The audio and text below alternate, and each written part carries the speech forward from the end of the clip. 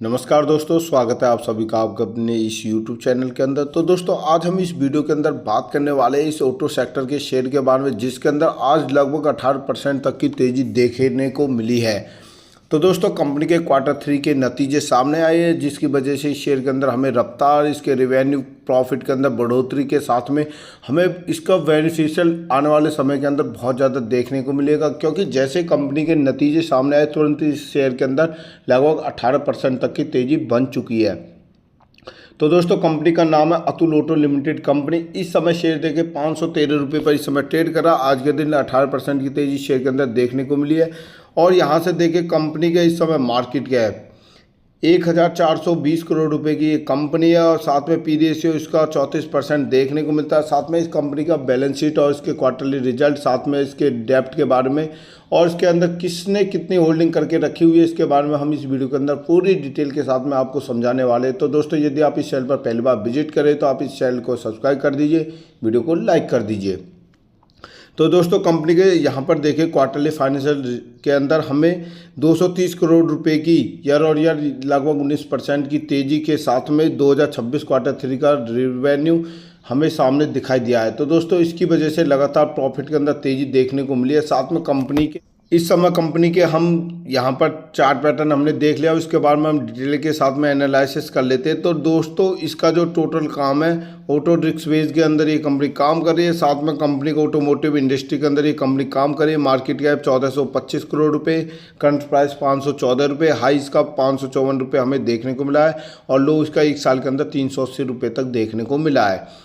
Book value पर एक नज़र डालें, 163 रुपये की बुक वैल्यू है। पी रेशियो इसको 40% देखने को मिलता है। डिविडेंड यील्ड कंपनी प्रोवाइड करके नहीं देती, यानी कि इसके अंदर रफ्तार बनेगी। आरओसी इसका 6% है, आरओ इसका 4% है। फेस वैल्यू इसकी 5 रुपये। अभी तो इसकी फेस वैल्यू के अंदर हमें टूट और देखने को मिलेगी लगभग 4 रुपये पर, उसके बाद में 2 रुपये, फिर उसके बाद में 1 रुपये होती हुई दिखाई देगी। यानी कि अभी कंपनी कई बार आपको बोनस, साथ में स्प्लिट और डिविडेंड भी आपको प्रोवाइड करती रहेगी। कंपनी के कम्पिटिटरों के बारे में देखें तो यहाँ पर देखें टाटा मोटर्स, बहुत ही शानदार कंपनी, 431 रुपये पर ये शेयर इस समय ट्रेड कर रहा है। दूसरे नंबर पर अशोक लेलैंड 172 रुपये पर शेयर है। तीसरे पर एसएमएल महिंद्रा की है, 4148 रुपये का ये शेयर है। चौथे बार तो लोटो जो कि 513 रुपये पर ये शेयर इस समय ट्रेड कर रहा है। कंपनी के कम्पिटिटर बहुत ही शानदार हमें देखने को मिले, जो कि ऑटो इंडस्ट्री के लीडर शेयरों में से एक है। नीचे चले कंपनी के क्वार्टरली रिजल्ट पर नज़र डालें तो यहाँ पर देखिए हम इसके लास्ट 3 क्वार्टर पर एक नज़र डाल लेते हैं। तो थोड़ा डिटेल में देखें तो सेल्स देखिए, दिसंबर 2022 से दिसंबर 2025 133 करोड़ रुपए से बढ़कर 150 करोड़ रुपए, फिर उसके बाद में गिरावट देखने को मिली। 2023 के अंदर मार्केट क्रैश हुआ था 60 करोड़ रुपए, उसके बाद में फिर सितंबर 2023 के अंदर 153 करोड़ रुपए से बढ़कर इस समय 231 करोड़ रुपए तक पहुंच चुकी है। यानी कि लास्ट के क्वार्टर देखें तो 153, उसके बाद में 200 करोड़ रुपये और इस समय 231 करोड़ रुपये इस कंपनी की सेल्स हो चुकी है। खर्चे देखे कंपनी के 143 करोड़ रुपए से बढ़कर 182 करोड़ रुपए और इस समय प्रेजेंट के अंदर 203 करोड़ रुपए हो चुके हैं। ऑपरेटिंग प्रॉफिट पहले 10 करोड़ रुपए का था, उसके बाद में 19 करोड़ रुपए और इस समय प्रेजेंट में 28 करोड़ रुपए इस कंपनी का ऑपरेटिंग प्रॉफिट हमें देखने को मिला है। ओपीएम के अंदर लगातार बढ़ोतरी 7% से 9% और इस समय 12% कंपनी का अदर प्रॉफिट मार्जिन हमें देखने को मिला है।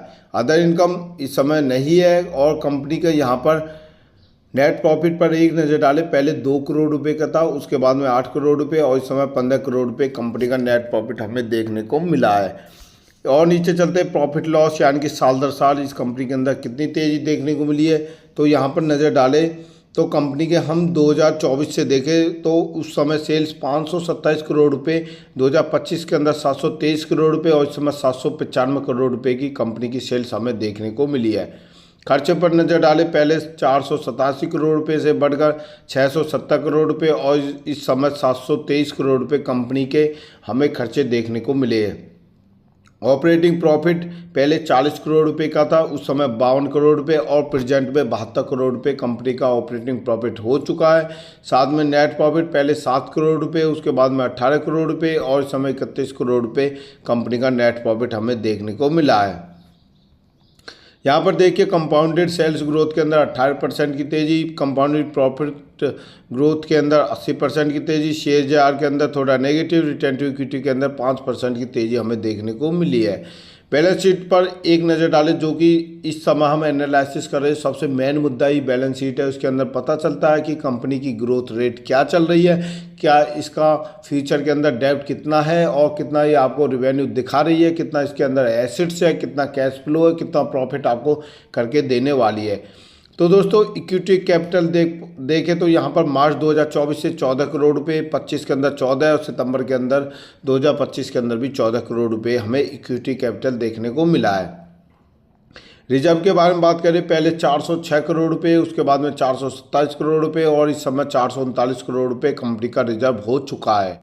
कंपनी पर डेप्ट देखें तो पहले 144 करोड़ रुपए से घटकर 110 करोड़ रुपए और फिर से और ज़्यादा डेप्ट इस कंपनी ने लगभग 35 करोड़ रुपए लिया है, तो 145 करोड़ रुपए कंपनी पर डेप्ट हो चुका है। तो दोस्तों मार्केट कैप भी 1400 करोड़ रुपए के आसपास है, तो घबराने वाली कोई ऐसी बात हमें इस कंपनी के अंदर अभी तक देखने को मिली है।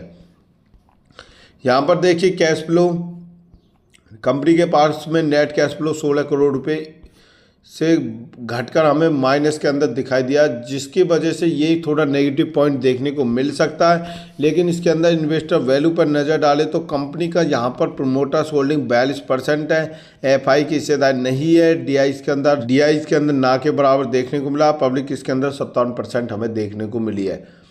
तो दोस्तों कंपनी के बारे में जितने हमने एनालिसिस किया है, इसके अंदर हमें थोड़ा नेगेटिव भी देखने को मिला, लेकिन पॉजिटिव थोड़ा ज़्यादा देखने को मिला। यदि आप इस कंपनी के अंदर इन्वेस्टर के तौर पर इन्वेस्टमेंट करना चाहते हैं लॉन्ग टर्म के हिसाब से, तो आप इसके अंदर ज़्यादा पैसा मत लगाइए, क्योंकि इसके अंदर आप सिर्फ इतना पैसा लगाइए 10 से 20 हज़ार, 30 हज़ार, ज़्यादा से ज़्यादा 50 हज़ार रुपये तक, क्योंकि इस शेयर के अंदर मुझे कोई ख़ास पॉजिटिव साइन देखने को नहीं मिला, लेकिन रफ्तार काफ़ी शानदार देखने को मिली है।